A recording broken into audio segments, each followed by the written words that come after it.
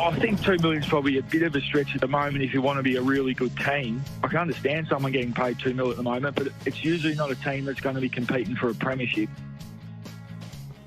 Interesting stuff. Toby Greene, when asked about some of the monster contracts that are being thrown around. Won't contend for a premiership if you're spending that sort of money on one play. Is he right, Lordo? I think he makes a great point. It's hard to argue with. I'm wrapped they kept Messiah. They probably had to pay overs to keep him, and then they get TDK in the door too, so they're paying probably too much for two players.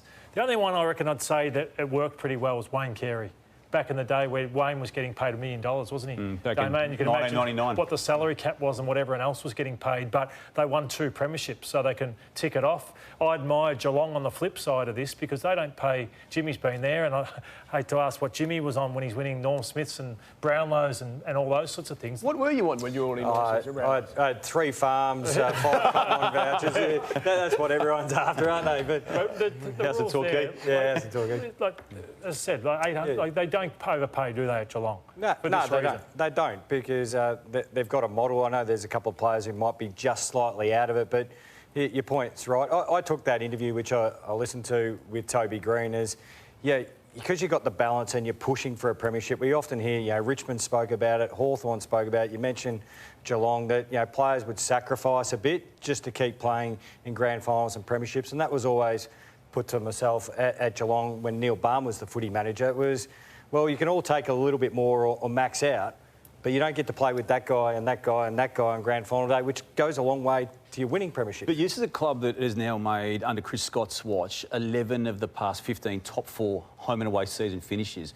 St Kilda is not in that luxury. No, but they've been in a different position, and I think even Toby mentioned that. I think he acknowledged they're in a different position to some other clubs. They've got to make a statement or make a shift in the narrative, and I don't mind St Kilda doing it. Like Lloydie's saying, you've got to start attracting some players, look after your own. They've got a great young core coming through, and some of those are going to attract top dollar. Can I be devil's advocate just for a moment and say that not only is it a very convenient and cheeky argument from Toby, I just don't think it's accurate, and his team has proven that. His team played in a grand final against Richmond when both those clubs literally took the model of paying their best players the most that they could, and everyone would fit in. Like, Cameron was on over 1.5. You had Cornelio and Kelly signed monster deals. Whitfield was on over $1 million. So was Green. Their opponents who won the flag did the same thing with Cochin, Martin, Rance, Rewalt, Lynch. You're saying Jeremy Cameron at the Giants? He was earning way over $1 million. Well over $1 million. He wasn't well over $1 million at that time. No. Well, that's what his contract was when he played in that grand final. No, it wasn't. No, it wasn't. Their best 5 players were earning $1 million each. And we're now, nearly 7 years later and talking about $2 million. I just think the money has increased. I think the one has become 2 pretty quickly. Yeah, look, it's the way it's spread out, and that's the art of list management. It can work different ways. I don't think Toby was having a sledge at St Kilda. No, not a sledge at all. No. I'm just saying now that they're in a different... Now that the club is structuring their contracts perhaps differently when they last played in a grand final, maybe it looks through a different lens. So what I would say, it is not ideal. Like, say, if Sam Darcy was to walk in and say, I am work, because he's entitled to the biggest deal in the history of football. Yep. It's going to smash the Dogs at the end of the day, salary cap-wise. St Kilda, I know, don't have the players that the Dogs have, but Nick Dacos could turn up and say, I want 2. The next player's going to 2. Suddenly players are being spat out left, right and centre. St Kilda probably had to do it, but it's not ideal for them salary cap-wise. I tell you what, we know one thing, he's a star footballer, is Toby Greene, and he proved that again on the weekend. His coach, he was full of praise.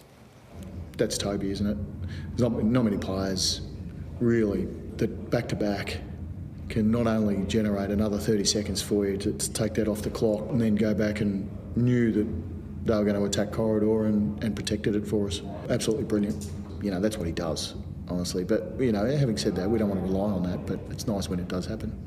No, it was an absolute captain's knock from Toby Greene, and we always talk about the pre-finals bye, and the Giants this year might be one of the big beneficiaries of it. You look at some of the names on that list, another week rest or training into those guys. Brent Daniels played VFL, got through that. Jack Buckley, a lot of players at the Giants have declared Jake Stringer in. I think Toby Greene did it in his interview. Maybe Kelly and Hogan back as well. So play all of them? Is Hogan really okay?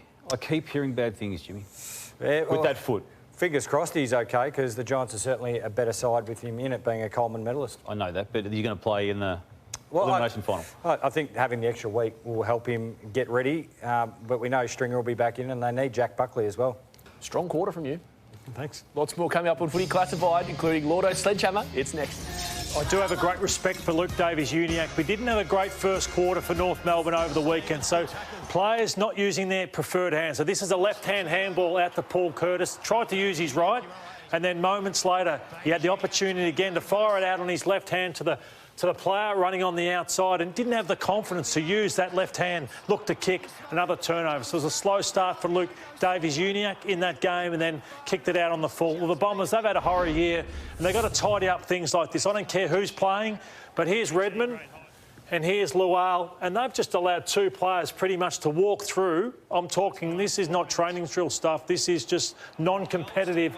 Well, I don't care who's out there. They must get better. Tom Papley, this is Tom Papley, one of the best crummers the game's seen. You can't teach that. Just knowing your positioning to get front and square, front and centre. That's why the Blues will be going after him, you'd think, over the off-season. Well, Tim Kelly, not fit enough. Watch him on Errol Goulden. Does he really want to dig in? He spoke at the start of the year around, my motivation levels for the game and things like that. But sometimes you just got to dig in yourself and work hard for your team to get better. Connor Nash, that's got to stay on the boundary. So you've got to give it air and you've got to keep it on the boundary. You do not hook the ball back in when Brisbane are as dangerous as any team in the comp. It's so central, so dangerous. Fletcher just comes in and kicks the goal. Well, the Doggies, they're not playing finals this year for moments like this. So you got Williams free, you got Lobb free. Lobb should be here, Williams should be up. Look at Erasmus. He's the winger, just standing all by himself, runs into an open goal. So it's moments like that which costs the Western Bulldogs playing in September, Sam.